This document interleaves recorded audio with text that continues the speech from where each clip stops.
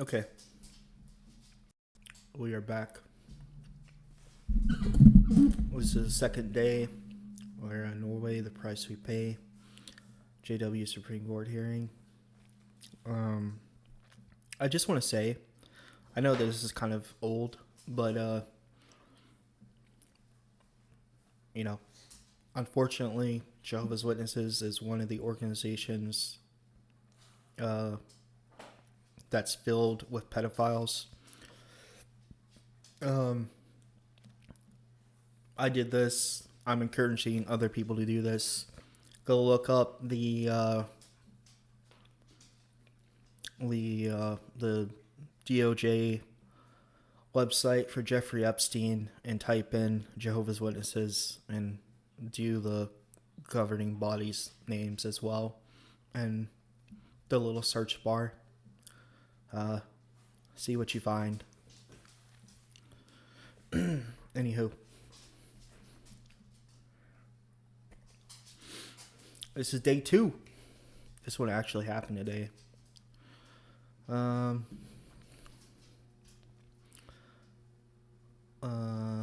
Liv continues. I'm just gonna say Liv. I'm not.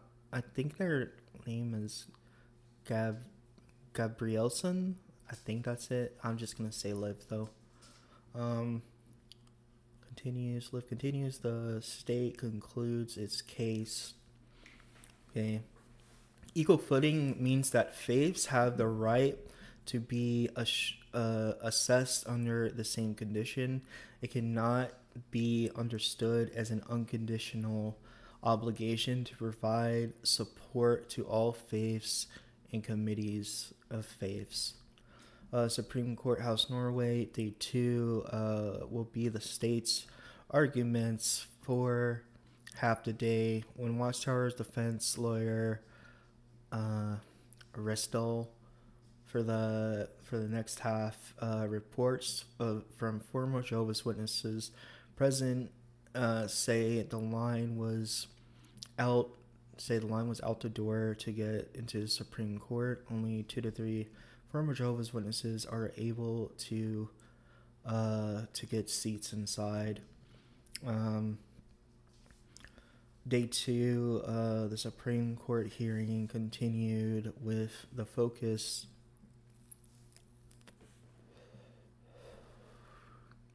on where religious freedom ends and state-granted privilege begins. As the state concluded its arguments in the Supreme Court, Day 2, the message was delivered with increasing clarity and focus. Freedom of religion in Norway is firmly protected. It does not guarantee public funding, privilege, legal status, or exemption from human rights scrutiny. Good on you, Norway. Good on you. By the way, I'm really wondering, because it says up here, so the way that this is setting in my head is reports from former Jehovah's Witnesses present say the line was out the door to get into the Supreme Court. Only 2 to 3 former Jehovah's Witnesses were able to get inside. So I'm guessing that they are trying to bombard the courtroom so they can say how much they love their faith or some crazy shit like that. When at the same time, this is a court proceeding for Jehovah's Witnesses as well, based on your human rights. And I just feel like that. I feel like that the tone of that room, if it's like packed with Jehovah's Witnesses, is that the courts are no match for Jehovah or some crazy shit like that. I'm not entirely sure though. Anyway, Day 2 Supreme Court hearing continued with focus on where religious freedom ends and state granted privileges begin. As the state concluded its arguments in the Supreme Court on day 2, the message was delivered with increasing clarity and force. Freedom of religion in Norway is firmly protected and does not guarantee public funding, privileged legal status, or exemption from human rights scrutiny.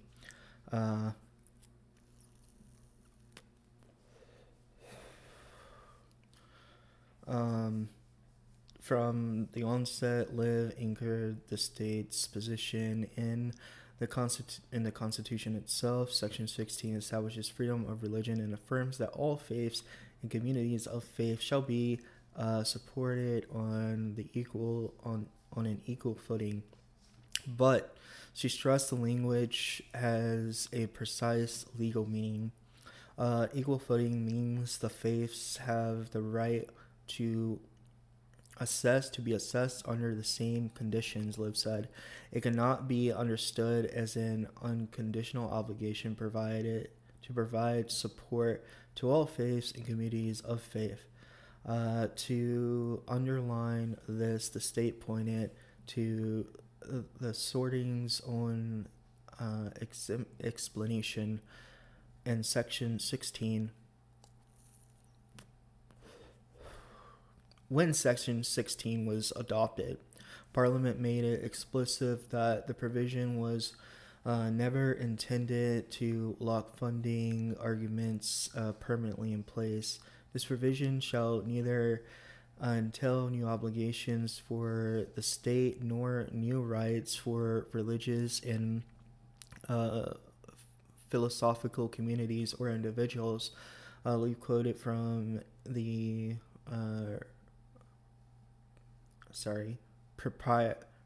preparatory works. I think I mispronounced that word before.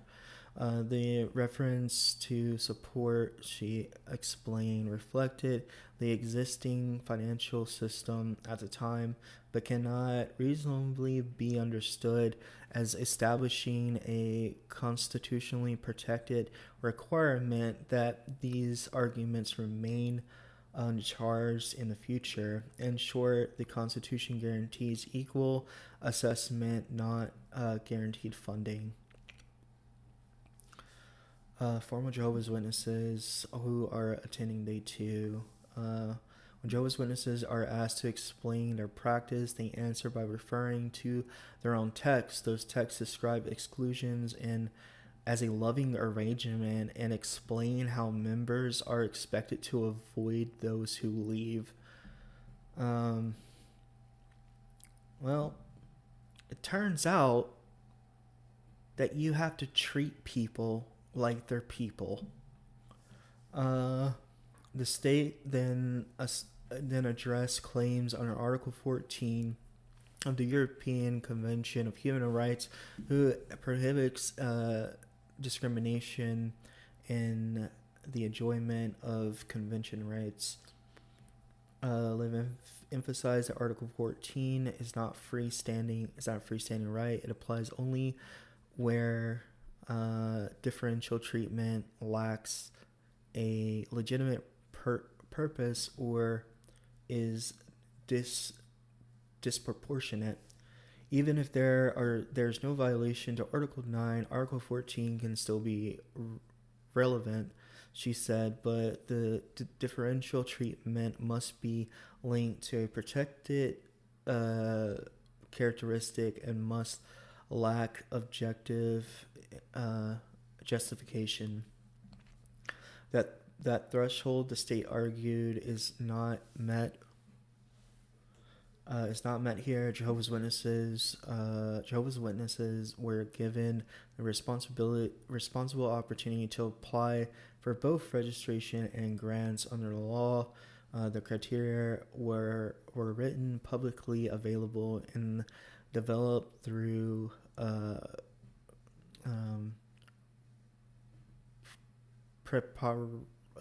I have so much trouble saying this word.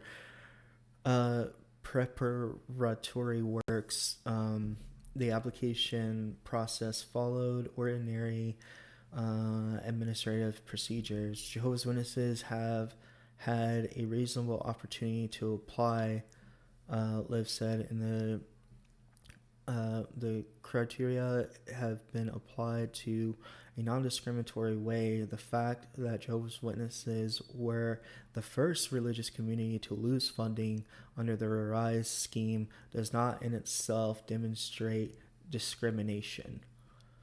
Yeah. Of course they feel like they're being discriminated against because they can't treat people horribly like they've been doing for so many years. Being the first to be assessed under new criteria does not make the assessment arbitrary, she added. For the most pointed rebuttals came in response to claims that the state had interpreted religious doctrine. The state has not taken a position on whether Jehovah's Witnesses' teachings are correct, Liv said, nor on whether exclusion decisions are religiously valid.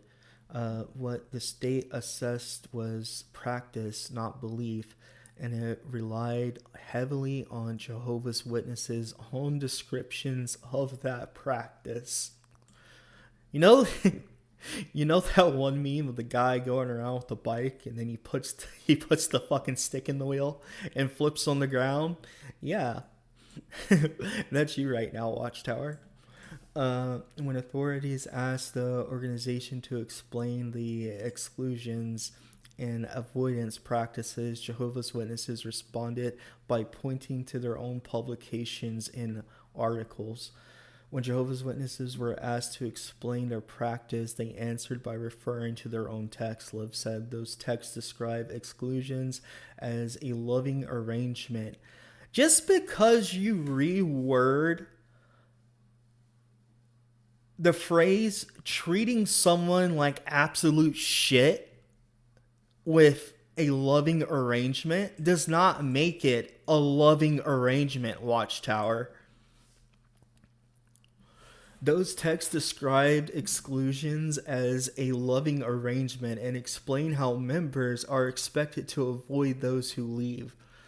Those same materials, she noted, had also been submitted by Jehovah's Witnesses themselves in earlier Norwegian court cases, including the 2022 Supreme Court judgment on exclusion. The descriptions and the decisions are the descriptions and the decisions are very close to Jehovah's Witnesses' own description of their practice, she said. They are factual and not hostile or derogatory, and they go no further than necessary.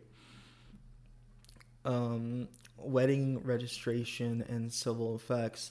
The state also addressed arguments related to wedding and registration, drawing on case law from Latvia. I'm not familiar with that. Liv made clear that the ability to conduct a religious ceremony with civil law effects is not a protected religious right under the convention. Jehovah's Witnesses can still conduct a religious wedding in the Kingdom Hall with exactly the form of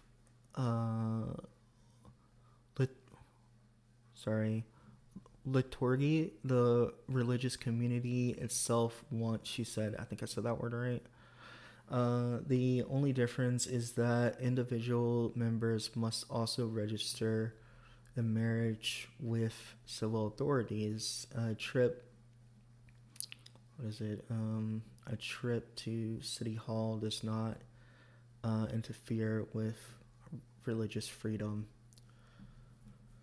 Nothing emerged during the case. Okay.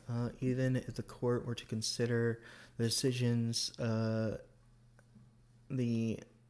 decisions and interference, the state cannot concede.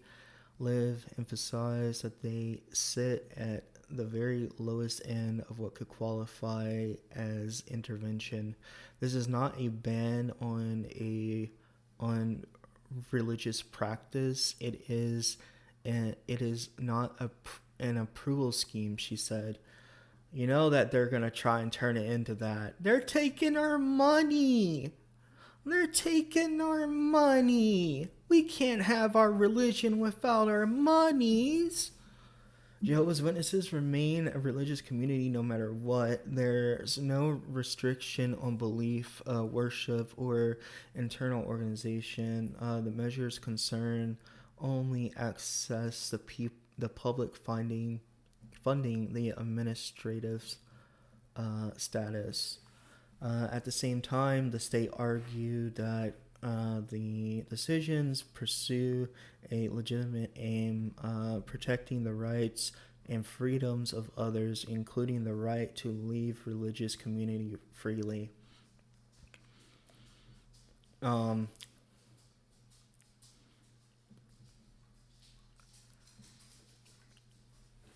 I feel like no matter how much they say to leave freely, right? Because, like, in a true, like, Stockholm Syndrome abusive setting, you know, you're always told the same thing. The door's right there. You can leave whenever you want to. Nobody's stopping you. But in reality, when it comes to them leaving, it's never freely, because they're always faced with what they will lose. So it's a very, like, I feel like it's a very Stockholm Syndrome situation, where when the people leave, they lose their family, regardless of whatever abuse that they were left with. The organization still holds their family in place to prevent them from having any mental clarity. So whatever, you know, if you always talked about your life decisions that you were going to make with XY family member, your mom, dad, grandpa, uncle, aunt, grandma, whoever, and this is now pulled from you, you really are stuck there out on your own. And it feels as though, even though this says freely, it feels as though someone has ripped so much from you. So I feel like until they can make them change that, it's never going to be freely. Because Watchtower is always going to have that to put over people that want out. When conviction rights come into tension, they must be weighed against each other, Liv said. The state also stressed that it is not required to choose the most intrusive or most effective tool. The convention does not require the state to select the best possible situation, she noted. It requires that the measures chosen are reasonable and pulled in the same direction as other safeguards. Finally, the state addressed claims that the decisions were inadequately investigated on or based on incorrect facts because the case is subject to full judicial review. Liv explained alleged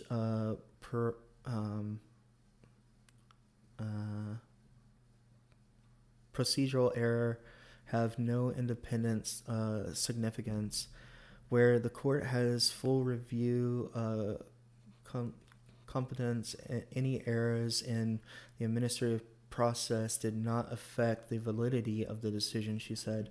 The decisions are not based on isolated statements, but on the consistent picture of evidence that included Jehovah's Witnesses' own material supported by individual accounts. Nothing emerged during the case processing that would have triggered a duty to reinvestigate, Liv concluded. the state closed its case. The overreaching position was unmistakable. Religious freedom in Norway is strong. W Norway. Equally is required. Equality is required, but public funding is conditional, and no religious community stands above the law when fundamental human rights are at stake. This is how you know that Watchtower loves money and will put money over fundamental human rights. Because here they are with the same bullshit that they've had since their founding, where it simply says against human rights because you shun people. That's not what they care about. What they care about is getting the money back in their pocket that they lost.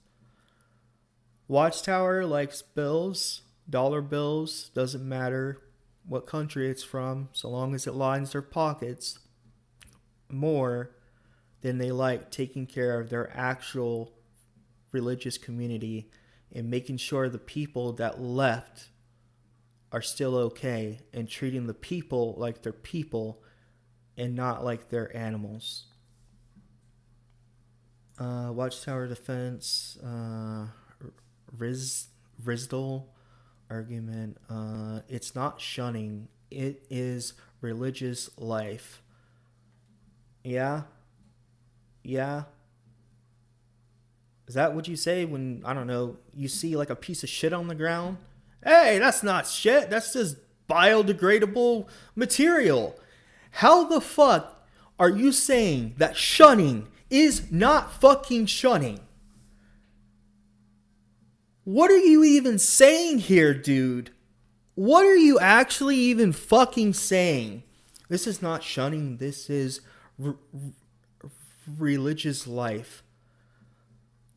Yeah, hey, it's not abuse. We just make sure that we beat the kids every day. It's just part of their life. Fuck you, Watchtower. Actually, fuck you. What kind of statement is that? If the state intends on continual refusal, Rizdal added, there will be many more millions in years. Wait, what? If the state intends to continue refusing, there will be many more millions in the years to come. Hopefully many more millions of dollars, billions of dollars that Watchtower is going to have to pay out.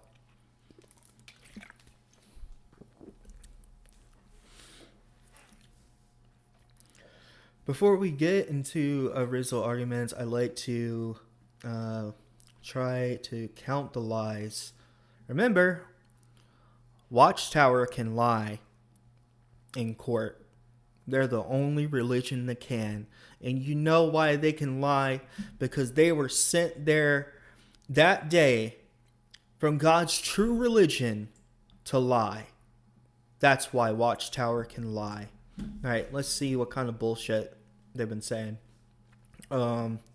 Because we were expressed in because many were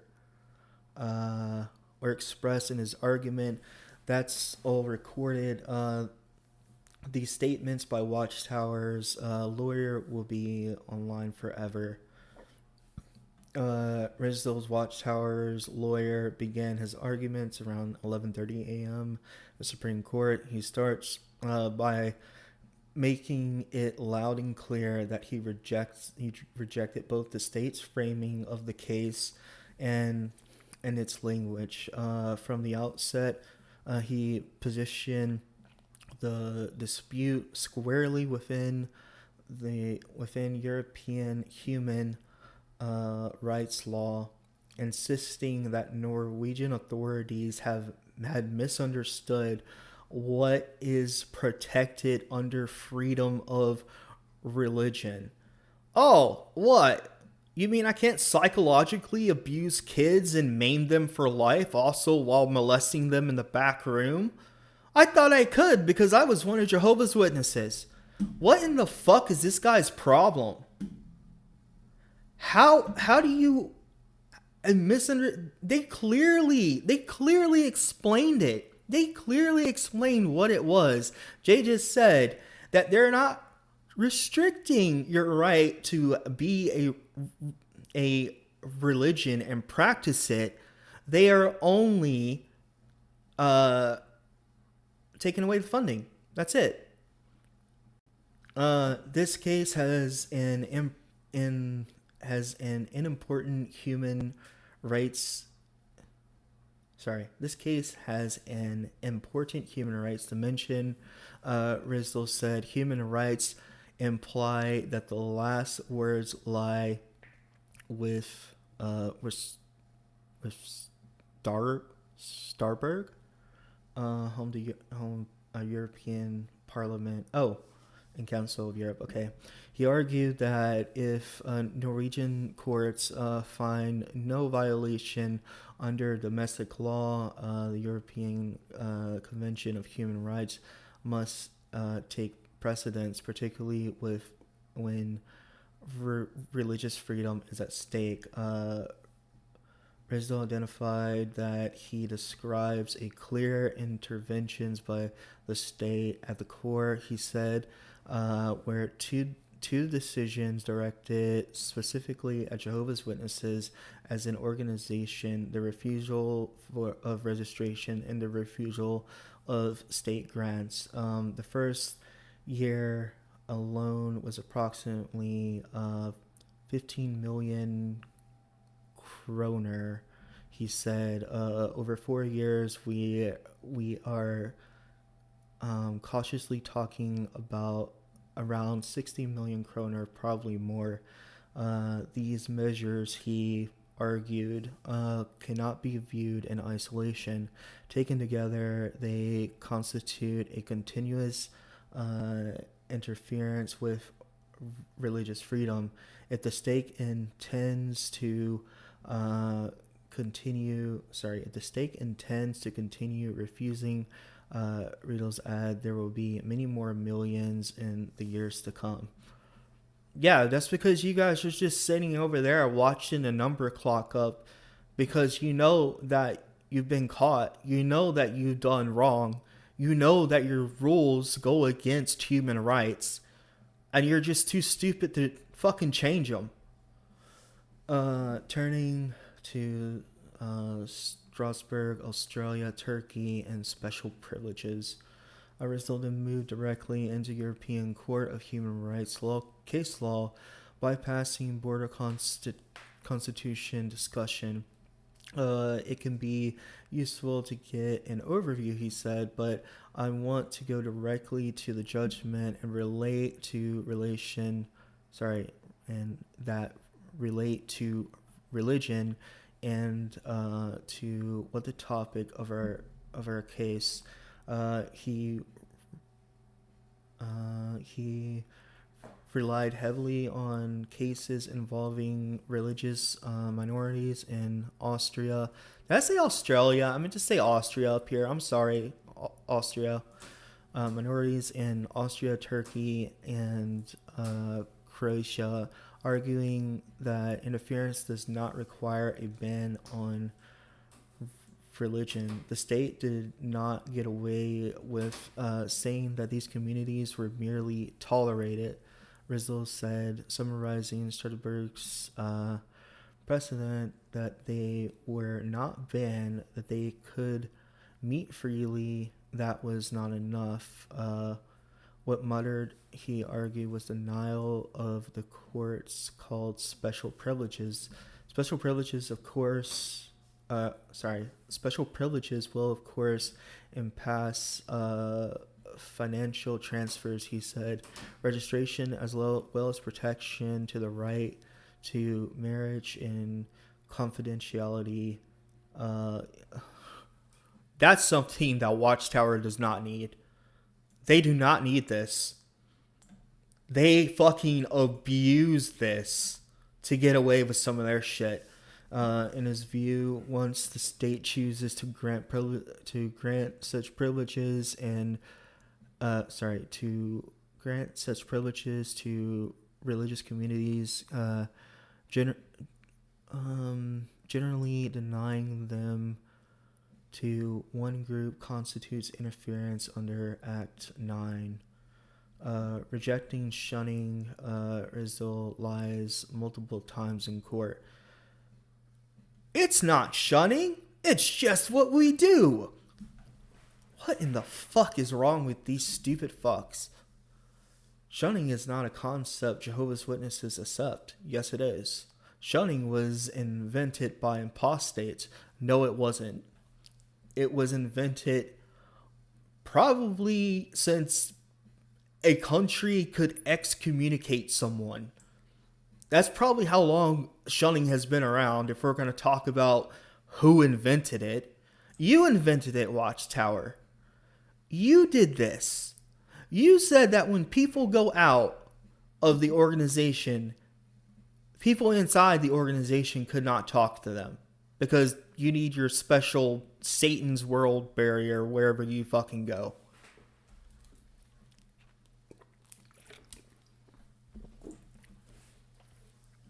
A major portion of Risdale's argument was devoted to language, specifically the state's use of the term shunning.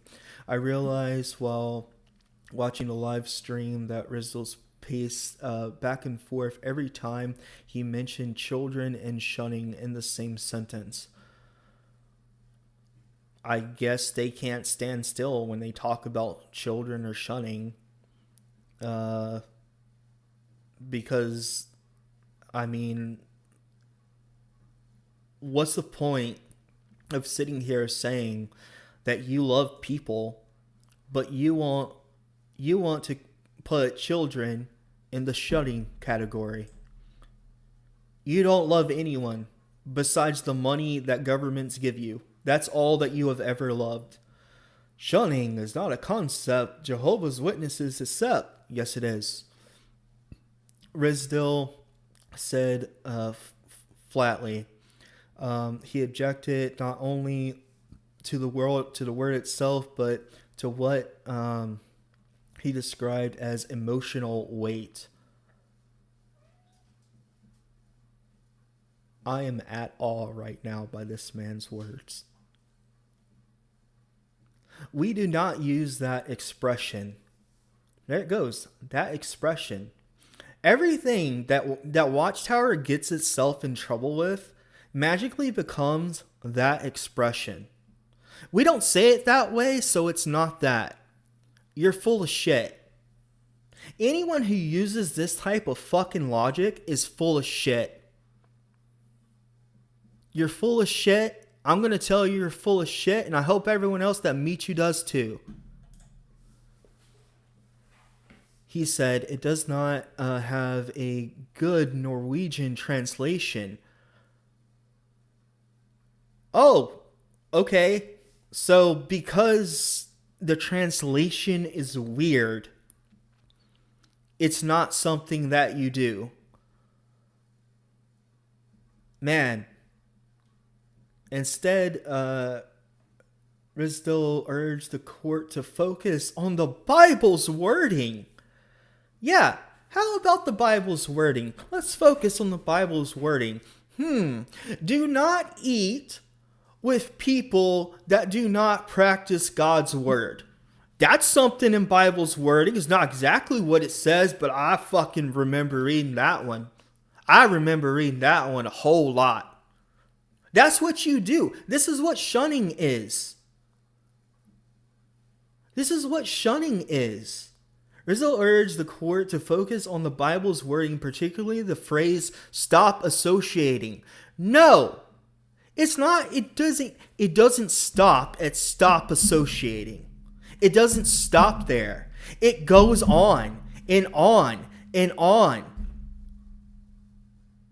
It goes on continuously because Jehovah's Witnesses have no real social life outside of their fucking whatever they do there now, in their kingdom halls. So they're gonna go look at who left. Oh, who's left? Who leaves? When do you think that they'll come back? Like I've been in a fucking kingdom hall setting where everyone will do everything around talking to the person, around treating the person like they're actually a fucking person. I have been in the kingdom hall as someone that was baptized when I was a kid, and I've said hello to them. And as soon as I go and I would want to say hello to a disfellowship person, I get like 4 or 5 people looking at me weird. One of them walks off, goes out there and gets the elder. I didn't get told by the elder, that person's disfellowship. You can't talk to them. Don't talk to them again. And then you're going to say that it stops at stop associating? Holy fucking shit. Even there, he say limited associations would be a more precise expression when time allows from a linguist perspective. This is Watchtower shit, man. A linguist perspective. No, it's what you mean by the word. How many times have there been cases when they show them on that fucking video thing that the fucking broadcast thing, how they want all witnesses to live or whatever, and they're sitting over there and someone is disfellowshipped and they're thinking about talking to them because they remember when they were in the Kingdom Hall and we could talk about Saturday morning cartoons and now we can't because they're disfellowshipped. Or we're going to school together. We can talk. We can talk while we're at school. And then the person gets disfellowship. The kid goes and they get disfellowship. And it just shows the kid wanting to talk. And then the music comes on. And there's like a glow of light somewhere. What the fuck ever. And they're like, but they remembered their vow to Jehovah, to keep Jehovah's laws, and then they don't talk to the person. You have video evidence. You people put out fucking video evidence of this to show the people not talking to the person that is disfellowship, not answering their phone calls, not coming to the door, not talking to them in the store, even by passing, and now you're going to say that it stops at stop associating? Fuck you, Watchtower. Actually, fuck you. Even there, he said limited association would be more precise expression and times allows from a linguistic perspective. He argues this does not mean cutting people off entirely. Yes, it does. They expect you to fucking do that. It is not like Jehovah's Witnesses turn away from people on the street. I have fucking seen it with my goddamn eyeballs. Rizdal said they have normal jobs, private lives. No. That's a huge fucking lie. Jehovah's Witnesses do not have private lives. Because between a Jehovah's Witness and their private lives is a body of elders that are constantly watching them. They have normal jobs, private lives, and ordinary social conduct. No, they don't. Fucking liar. Which contradicts thousands of personal testimonies flowing in all corners of the world. Just, goddamn. I don't think what? He then said that the word shunning was a word invented by apostates. You fucking bigot. Literally. I have now turned to calling Jehovah's Witnesses bigots when they use like apostates invented the word shunning. No, they didn't. This is an example of bigotry from a Jehovah's Witness perspective. And it's an example of bigotry because this is how they hide their abuse by blaming others. And that's why I call them bigots, because they know what they're doing, and then they do it openly in court like this. Describing the practice as a sweeping isolation, he insisted, is far too strong a description of how Jehovah's Witness functions socially. No, it's not. Passive social distancing, not harm. I have never... Okay. For real. Probably from 2022 up until now, I ain't looked at a fucking single one of watchtowers. Alright? But before then, I have never seen this word. This is how Jehovah's Witnesses do. This is how they're trained to do. They're trained to change their wording a bit so they can get away with the abuse that they do to other people. Fuck this piece of shit. Rizzo acknowledged that the state has shifted toward using the term social distancing, but insisted this too must be understood carefully. Social distancing simply means keeping a distance, he said. It does not imply active mistreatment. Yes, it does. Yes, it does. You all were forced to coin this because you were so fucking deep in shit, you had no other choice. And had they not made you change it, you wouldn't have changed it. JW Publications, Watchtower, August 2018. Loyal Christians will not maintain spiritual or social fellowship with those who have been disfellowshipped. We do not greet disfellowship persons, nor do we socialize with them. So, okay, a passive social greeting. A passive social greeting, alright? I'm in a store and I see someone that I know, that I work with. And I'm like, hey, blah, blah, blah.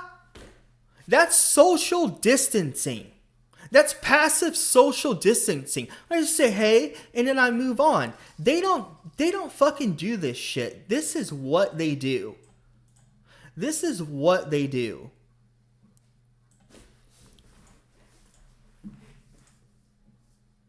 And yes, their publication does tell them to do this.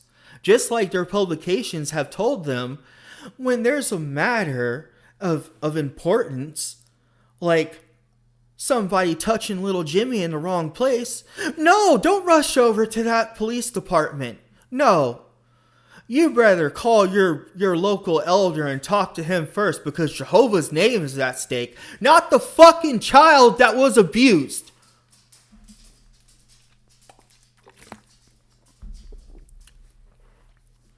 He then noted that the term is used widely in other contexts. You are told to keep a distance from an abuser, Rizdal said. The expression is well understood. Obviously, it's not. Because Jehovah's Witnesses do not act like a passive social distancing. That's not how they act like. They completely ignore you. They don't even act like that you are a person. And they do this to adults and children.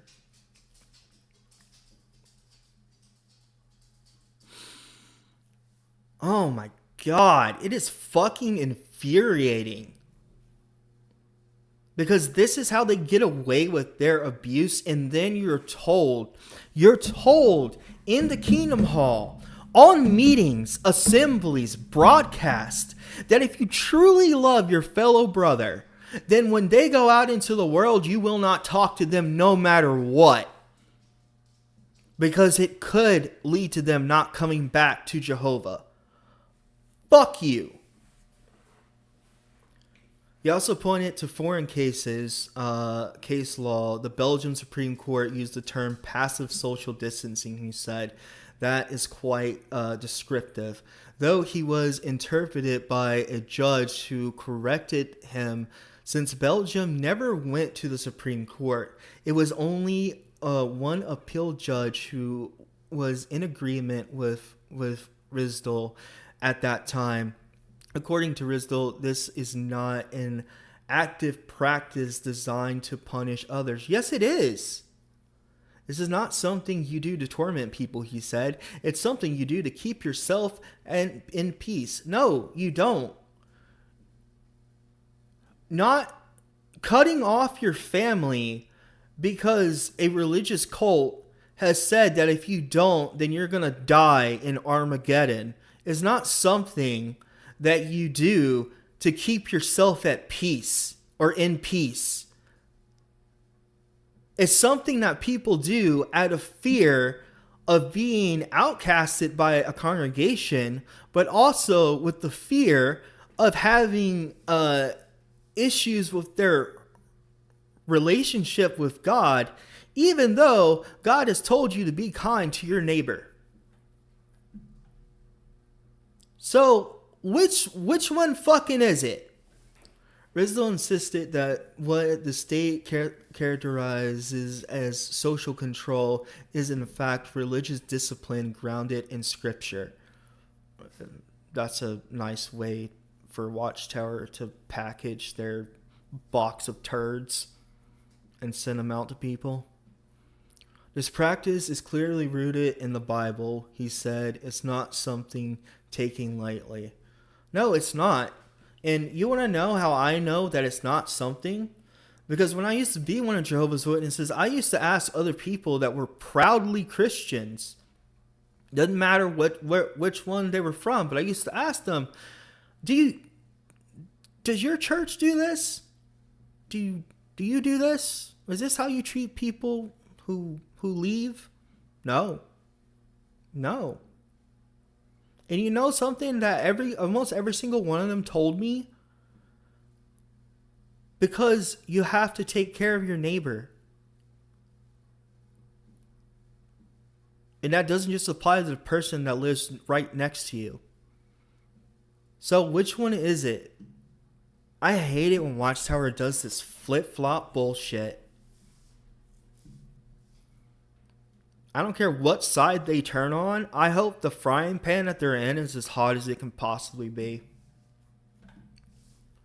He cited 1 Corinthians 5:11, reading the passage that instructs believers to stop associating with members who engage in serious wrongdoing. Gee, what's serious wrongdoing? Oh, I'm going to go online and I'm going to ask Google the questions that I've always questioned about the religion I've grown up in. Oh, well, I guess I'm an apostate now. I guess I'm a serious wrongdoer. According to Rizdal, the purpose of this practice is not exclusion, but restoration.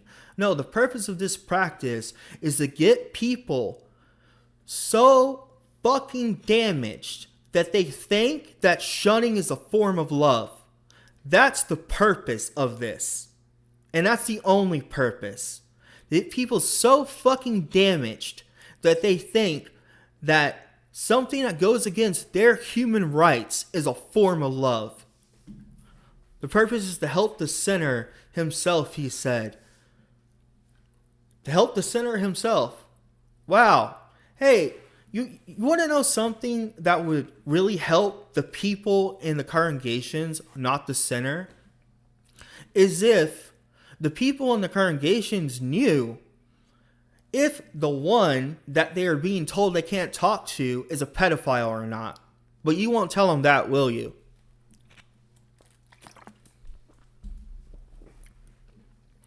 This is a religion that allows for return. No, it doesn't. It does not allow for return. It allows the leadership to abuse the person until they feel like that they can only do one thing, and that's what the abusers tell them to do, and that's it. There's no return. There's no coming back. Because also, on the flip side, even if they do return, they are still have the weight and the embarrassment put on them from them being kicked out the first time. And for some of them, it's just stupid shit that they shouldn't even have to go through this for. Yet all the people that are going around molesting the kids, we give them a slap on the wrist. Why? Why does it work this way? He referenced Hebrews 12:11 to reinforce the point. Correction is painful in the moment, but it yields a fruit that leads to peace. Really? Really? So correction, everyone in your life stops talking to you because from a Jehovah's Witness standpoint, the only thing that exists is spiritual stuff. All the physical shit is part of Satan's world and it could just go die. So it's only the spiritual stuff. And this is why they tell them to not talk to disfellowshipped ones, because it will ruin their spirit, the treasures, their spiritual treasures. It will ruin it, right? So correction is not correction, it's torture. So torture is painful in the moment, but it yields fruit that leads to peace. And the reason why I say torture is because shunning is a form of torture. It is. That's why it goes against human rights. And I don't care how much this dipshit sits up there and calls it a social distancing. It's not looked at that way. It has never been looked at that way. The only reason why they can coin that term now is because the term social distancing is a little bit less than don't talk to those people because they're no longer part of our religion. And it's already been a term coined by the COVID-19 pandemic. So all they have to do is slip that on in and take out, don't talk to them. We'll just call it social distancing. And that's it. And then the shunning can continue, but no one's the wiser. There is a low threshold for withdrawal. You're full of shit, he told the court, stressing that members are free to leave at any time. No, they're not. And that consequences are neither intended nor imposed by the religious community. You fucking liar. You fucking liar. My family won't talk to me right now because I left. Hold on, wait. The wording right here. Free to leave at any time. Well, I left when I wanted to. I sent my letter in. I made a public declaration on YouTube. And I sent my letter to Bethel saying that I no longer want to be known as one of Jehovah's Witnesses. And now my family won't talk to me because of their beliefs that Jehovah's Witnesses believe. You absolute fucking piece of shit. And the reason why I feel like that I can say this now, even though this is over there in Norway and I'm in America, is that, what is it? Everyone worships the same under Jehovah's house. Fucking bullshit.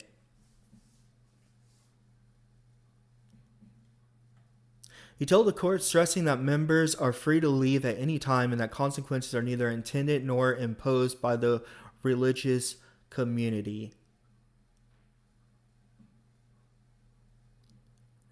I hope that this motherfucker, every time he goes out to eat, someone's messing with his food. Fuck that motherfucker.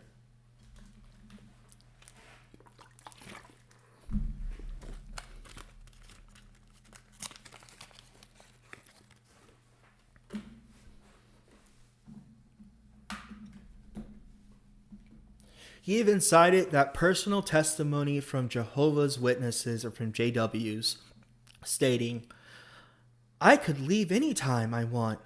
I never felt any pressure or fear. Bullshit. Bullshit.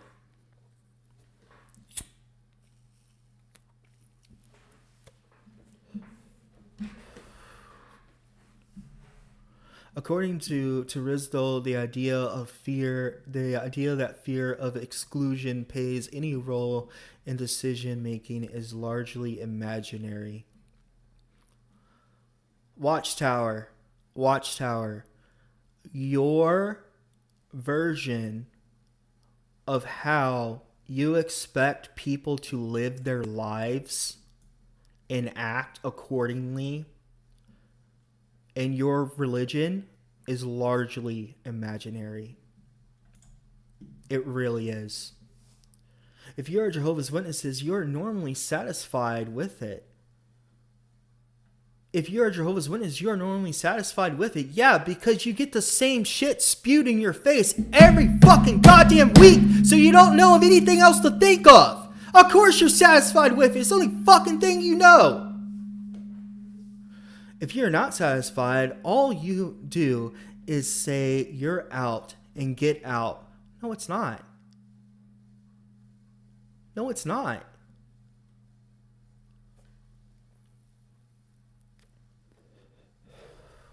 He rejected the suggestion that members live with anxiety about discipline or expulsion. Yes, they do.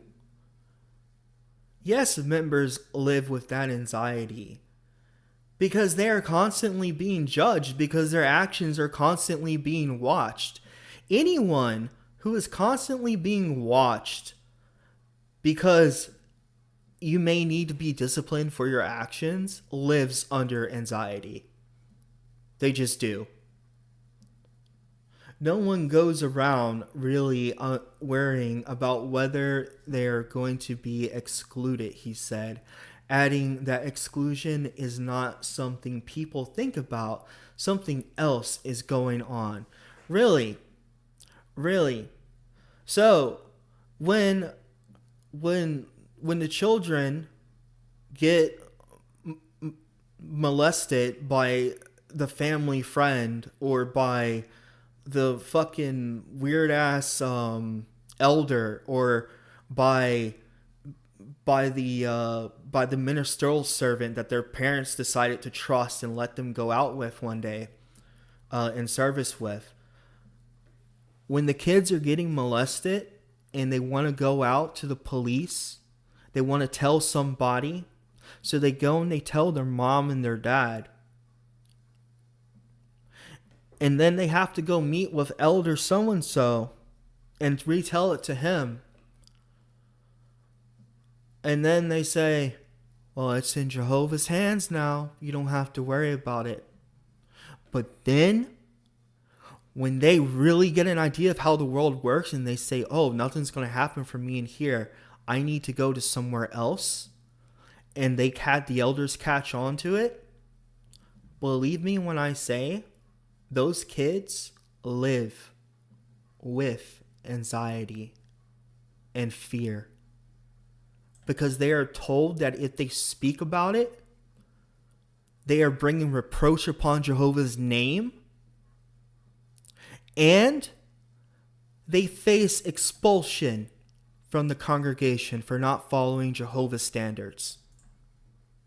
Fuck this piece of shit.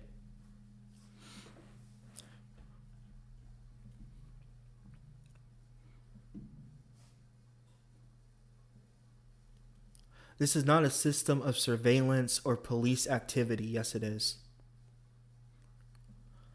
Throwing out a minor does not exist in our faith. Yes, it does.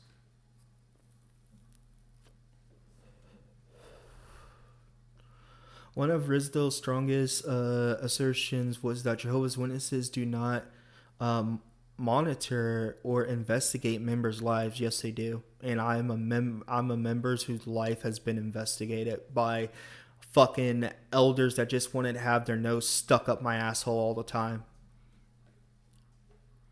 As if judicial committees and such were just friendly reminders. It's not a friendly reminder. How as if judicial committees and such were just friendly reminders. This is what Watchtower would love the courts to think. This is not a system of surveillance or police activity, he said. He rejected the idea that Bible guidance functions as enforceable behavior rules. All religion scriptures contain guidelines and requests. Rizzo argue they cannot be read as legally binding behavioral descriptions. This is all you shove down people's throats week after week after week after week. It doesn't matter if they read them as binding behavioral descriptions or not. That's all that they fucking know. That's all that they fucking know. Oh, what's that? You miss a Saturday out in service? You miss a meeting? Oh, well, the elders are coming to talk to you now. Oh, what's that? You were caught out late at night? Oh, they're coming to talk to you about being out late at night again. It is a police thing. It really is.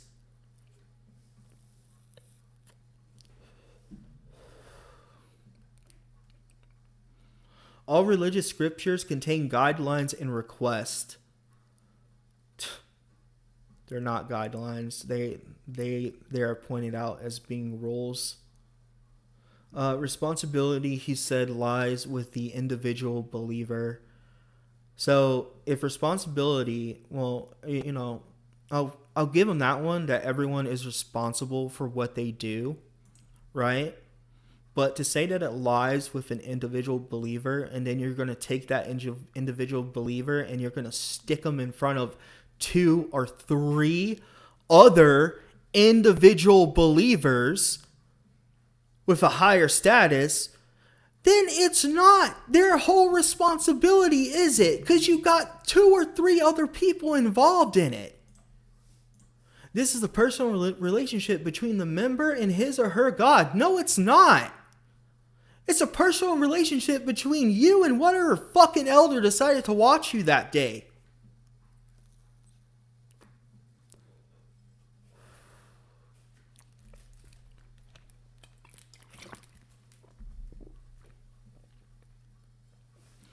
Yeah, Elders Manual shepherd the flock of God. Elders should investigate allegations of wrongdoing. A judicial committee should be formed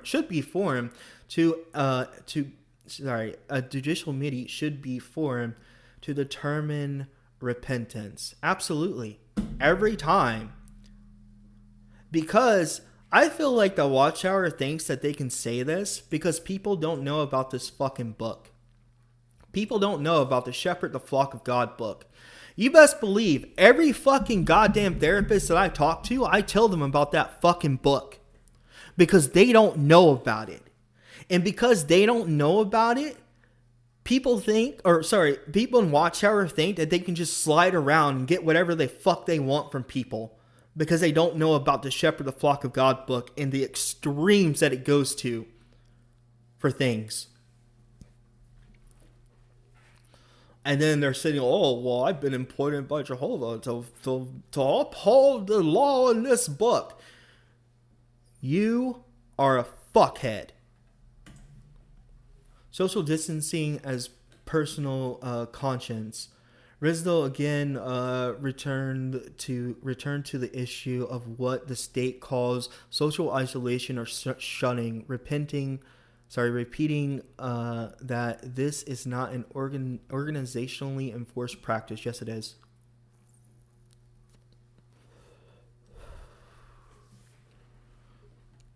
Yes, it is. And I'm not saying yes, it is or no, it's not to everything he says because I want him to be wrong. I'm saying it because I know how the fuck it works. This is rooted in the biblical command. He said, referring again to Corinthians, but it is a matter of personal conscience.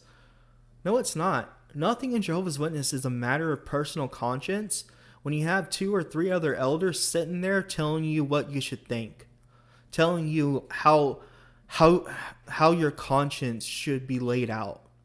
because that's all that they do. That's all that they fucking do.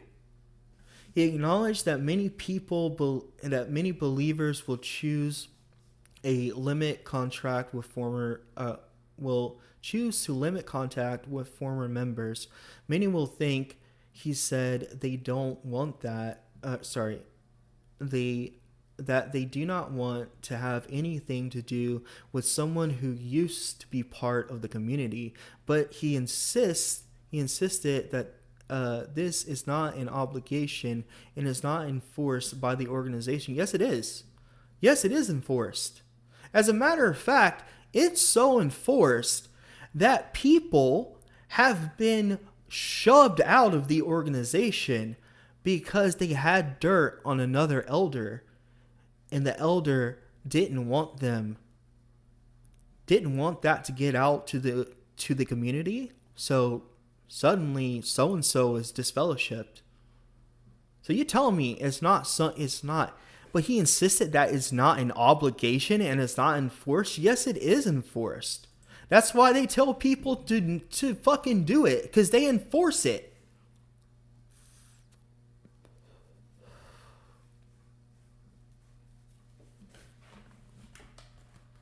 I don't care that this stuff is I care that this stuff is happening, but the country that it's happening in, I don't think should matter. And I'm saying this because Watchtower always says we're a worldwide organization, and we all believe the same thing under the House of Jehovah.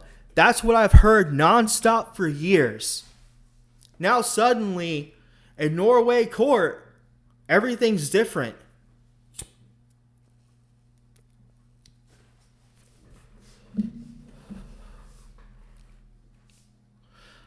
It's not a legal call, Rizdal said. It is not enforced. It is a personal decision. It is enforced. He also denied that the doctrine supports cutting off family members. It does. It does not support. It is not support for not having contact with family members. Wait, it is not support for not having contact with former family. Former family? It's in the wording right there. It's in the wording right there. They just said it. Former family. Watchtower no longer considers that this is your family, even though you have blood relatives in there, because you stepped away. It is not support for not having contact with former family. He just said it right there. Former family.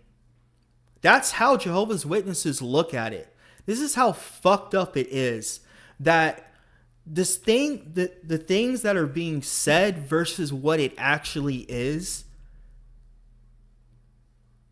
so fucked up that they couldn't even hide it in their wording anymore. He claimed, even while acknowledging that individuals may still choose distance. No, not that individuals may choose distance, is that individuals are being programmed every week that they should choose distance. And at the end of the day, it doesn't even become their choice. It's just something that they do because they heard it. Because they heard it over and over and over and over again. Because that's like the best way to program the human mind.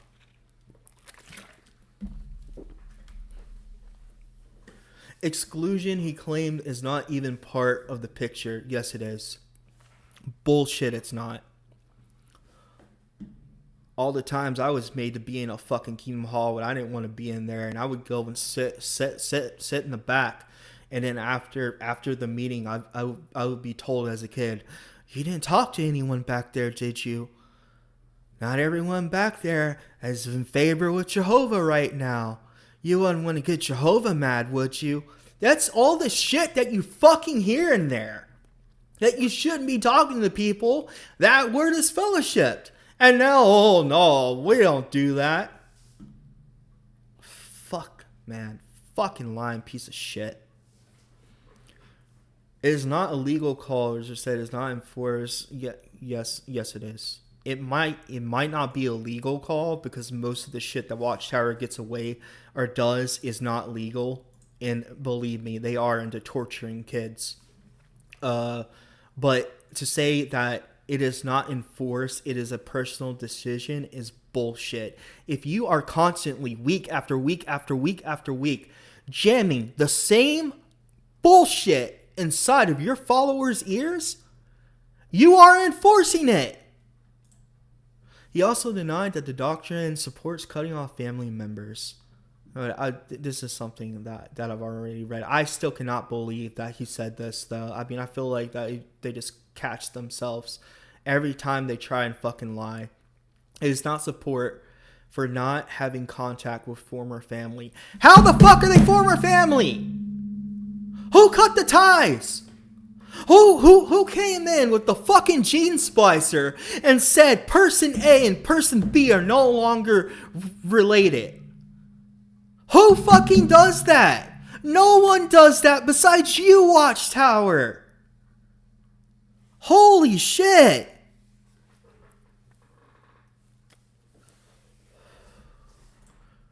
Exclusion, he claimed, is not even part of the... Yes, it is.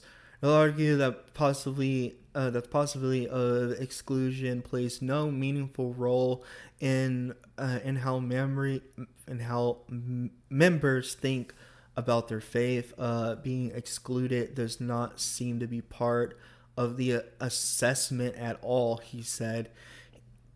In his telling, this explains why young people can make what he called important choices calmly and without fear, because exclusion is simply not something they consider. You are full of shit.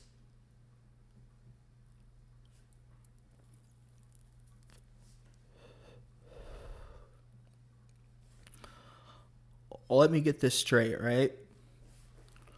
You're telling me that people who have had their personal rights, their human rights violated by another member would not go to the police because they were afraid of being excluded. You are full of shit. Unbiblical, unthinkable. Here. Oh my goodness, man. People like this guy is why I say that Christianity is bullshit.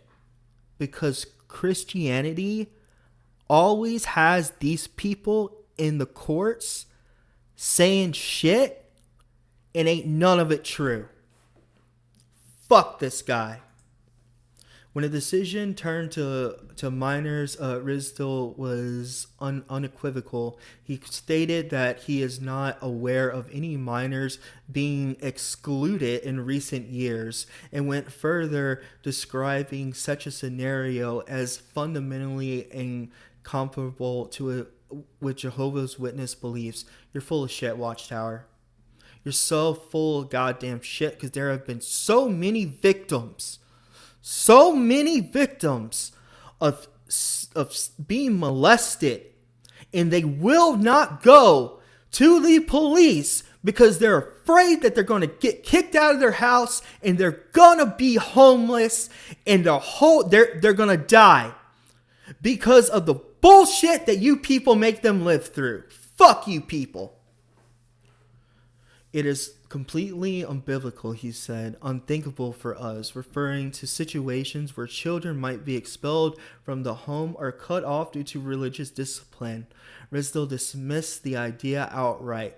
Rizdal is a fucking liar. Throwing out a minor, it does not exist in our faith. Yes, it does. He told the court. He stressed that even in situations involving illness, family, crisis, or conflict, continued contact is not only permitted, it's expected. You're full of shit. You're full of shit.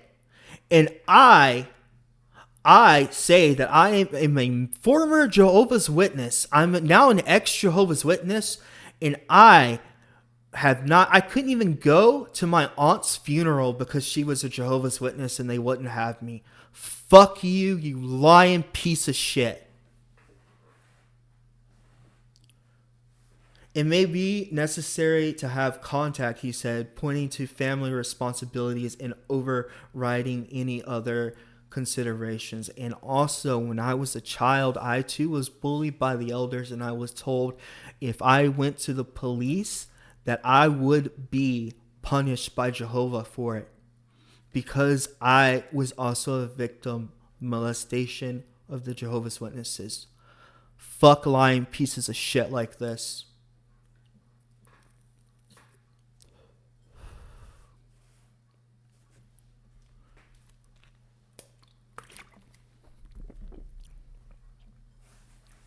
Children do not live in fear. Yes, they do. Especially the ones that you know are afraid and that you know you can get away with sexually exploiting them.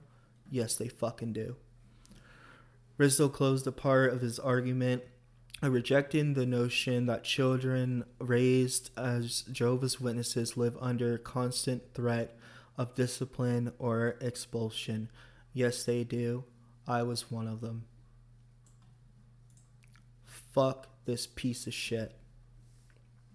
They do not walk around in permanent fear of being thrown out or excluded. Yes, they do. People do not, children,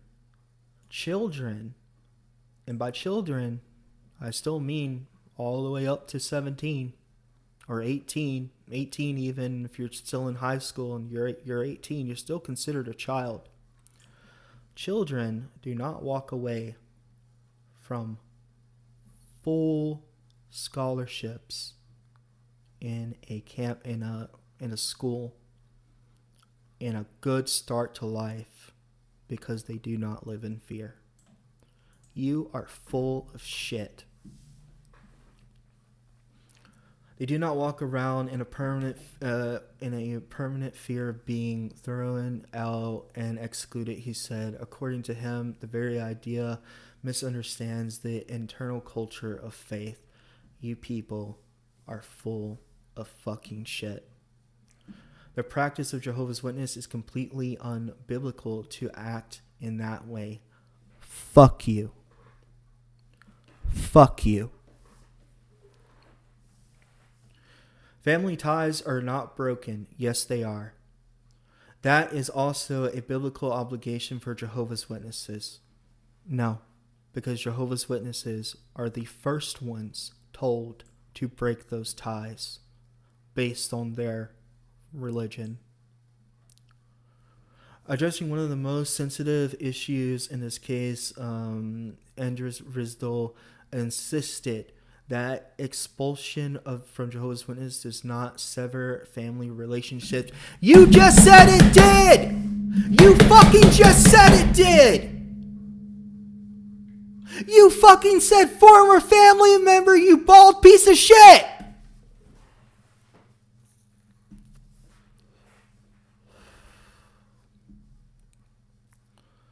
At this point in Rizdal's argument, the bench intervened on one of the judges began questioning how Rizdal's description of continued family bonds aligns with what happens in the practice when someone leaves Jehovah's Witnesses. They cut him out of the loop. The judge asked directly about family relationships, particularly where exclusion intersects with close relatives. Rizdal responded by insisting that family obligations remain intact. No, they don't. Family ties are not broken. Yes, they are. That is also a biblical obligation for Jehovah's Witnesses. You don't know how many times I have been in a car group when I was a kid. And I know it's It's been a long time since I have been a kid. But I still believe that it still works this way because I know that guy is full of shit. That when two witnesses get married and one of the witnesses gets disfellowship, but they're still married, they will go and vent their feelings out in the car group during fill service and say, I try not to talk to my spouse. I try to be as loyal to Jehovah as I possibly can be. They're your spouse. They're your marital spouse. And you try not to talk to them because that is how indoctrinated you fucking are. And this piece of shit is sitting up there saying, no, it doesn't happen like that.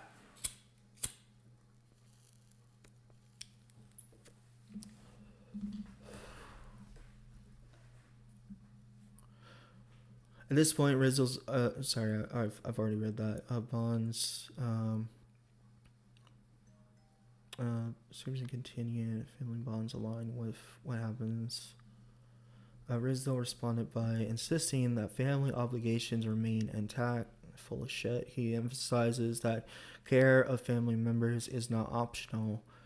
Even when someone is excluded, Jehovah's Witnesses are taught to take care of their family for the rest of their lives. No, they are not. They throw them in a fucking nursing home. I've seen that so many times. I've seen even families that fucking throw their whoever in a fucking nursing home, even if they aren't disfellowship. But if they are, they especially try to. They try to.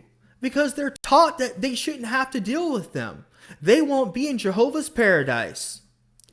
He said, adding that this applies equally to elderly parents, children, and close relatives. Children have gone homeless over this. And he's sitting there saying it doesn't happen. The judge then pressed further, sounding exasperated. Poor judge. Raising scenarios discussed earlier in this case. What happens when the excluded person is no longer part of the household? Rizzo acknowledged the distinction. Yes, he said that would typically be an adult. He argued that the legal and practical responsibility changes once the person is no longer dependent, but insistent this does not amount to abandonment. If an adult leaves Jehovah's Witnesses, it's a different situation than when you are responsible for another person. He argued that Jehovah's Witnesses are explicitly taught to maintain responsibility for family members regardless of religious status. We love our siblings, parents, and children and continue to be family, he said. Full fucking shit. I am a former Jehovah's Witness.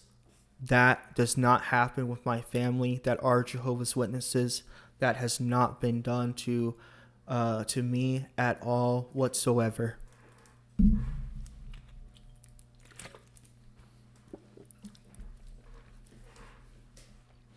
And just remember, I'm saying this now because they continuously say in conventions that everyone serves under one house when they serve Jehovah all over the world. These people are fucking liars.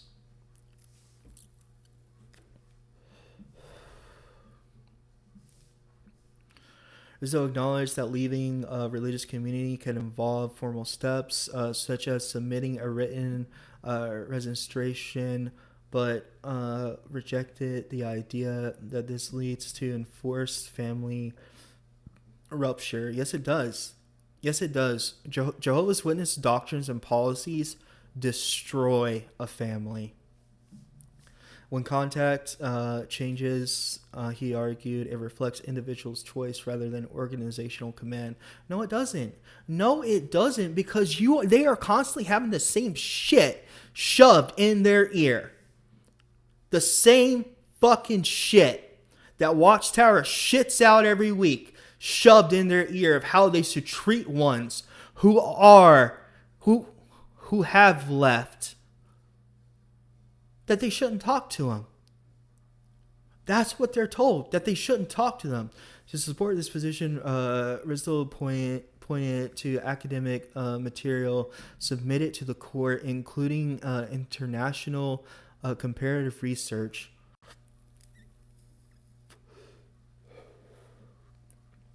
One-sided analysis. The authors note that religious committees often balance two competing principles, preserving internal coercion while keeping the exit door formally opened. As summarized in the material before the court, Protestant religious associations, including Jehovah's Witnesses, are described as protecting their teachings from erosion, while still making it relatively easy for members to leave. Not Jehovah's Witnesses, not in the States at least.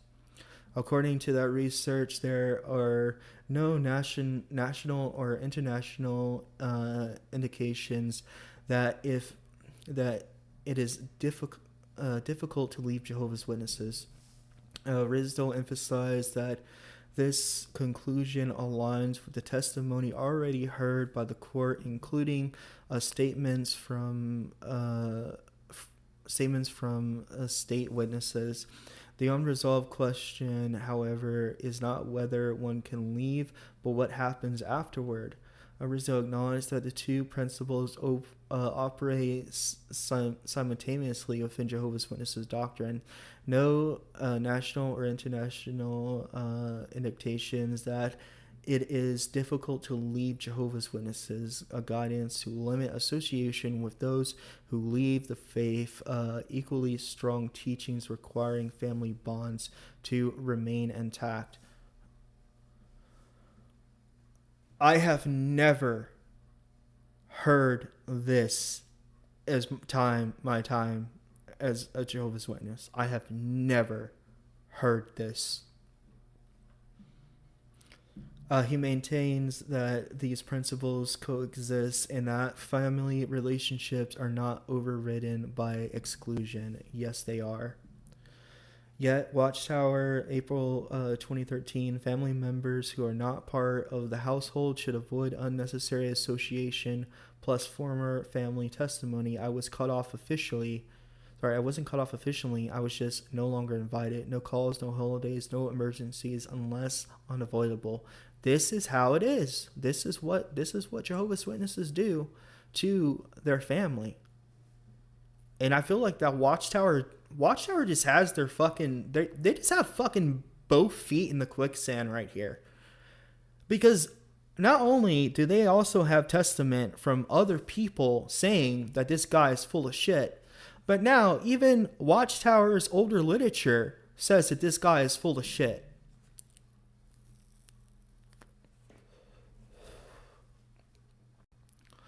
I look at this photo and see all these Jehovah's Witnesses plied up to attend today's hearing, listening to Rizdal's repeatedly insisting that Jehovah's Witnesses is straightforward, pressure-free, and largely uneventful, a claim he returned to several times in different forms.